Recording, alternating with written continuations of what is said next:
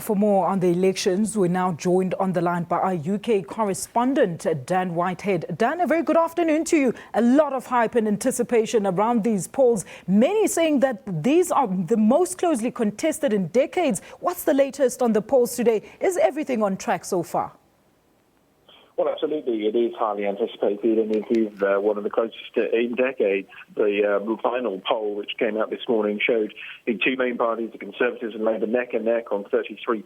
And that really hasn't changed over the recent weeks or even months. Both the leading parties failing to pull away during this campaign to get a substantial lead. And that is what is needed. There is the magic number of seats which is required to win outright in this election, and that number is 320 seats, just a seat over half the number of MPs inside the House of Commons.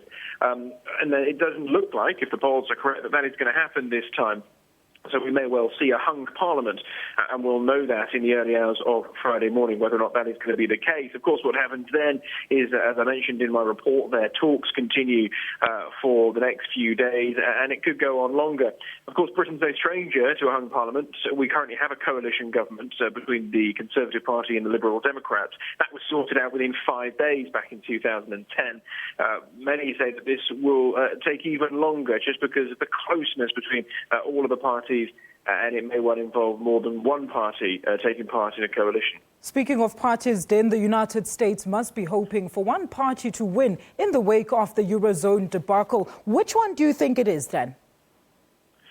Well, it's incredibly difficult to tell. As I say, it is neck and neck, and you can read lots of different polls and see that either Labour or Conservatives will snip a few more votes.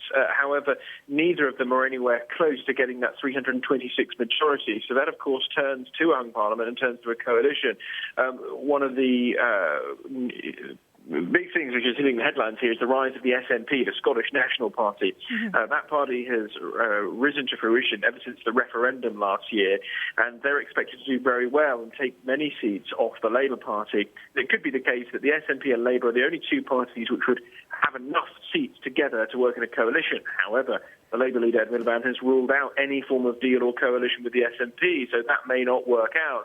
Could we see the same again? The Liberal Democrats and the Conservatives, the current government, well, if the polls are correct, the Lib Dems aren't meant to do too well this time round and won't have that same number of influential seats, meaning that they could join up with the Tories. The Conservatives then could bring in other parties, UKIP, the UK Independence Party, or the DUP in Northern Ireland. But of course, the more parties you have, the more watered down a government is, the more leaders trying to get their policies into action. And of course, that creates a slightly weaker government. Then look, give us the wider scope here. Should that party not win, how will this now affect diplomatic and political relationships, especially when one looks at how the two parties have collaborated in the NATO and other related missions?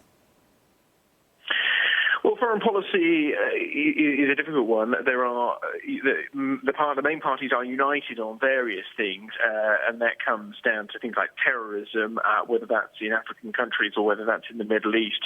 The parties are pretty united on how they've taken action.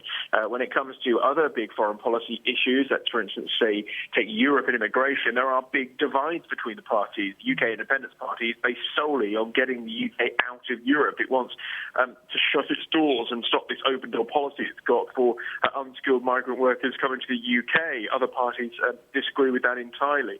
So there are big differences, and however this election shapes out, it really could have an effect on the economy and just how the country works, because of course if there's a referendum on Britain's involvement in Europe, that could affect trade and economic ties with Europe. And of course, just because of how intertwined the global economy is now, that will go further afield. The other big issue, as I mentioned, the rise in the SNP, there is no doubt, whatever the result is, Scotland will be wanting more power. So the future of the United Kingdom in its current form is at stake here as well. Dan, before I let you go, when can we expect the final polling results?